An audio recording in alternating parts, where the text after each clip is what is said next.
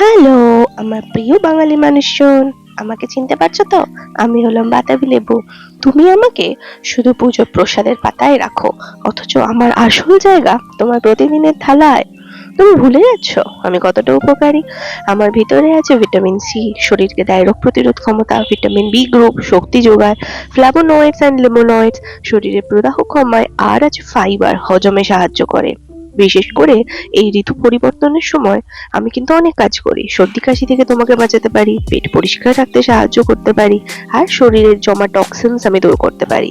কিন্তু তুমি আমাকে এড়িয়ে চলছো। হ্যাঁ, আমি একটু বড়সড় আর পরিষ্কার করতে সময় লাগে, কিন্তু স্বাস্থ্য পেতে হলে একটু কষ্ট তো করতেই হবে।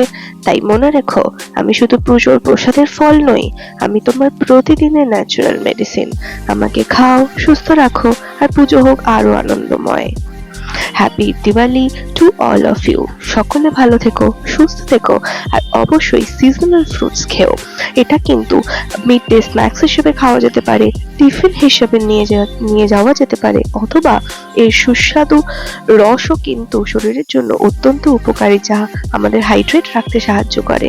তাই প্রতিদিনের সিজন চেঞ্জের সময় সিজনাল ফ্রুটস এর মতো বাতাবি লেবু অবশ্যই খাও এবং enjoy your festive season with joy and happiness and healthiness. Thank you.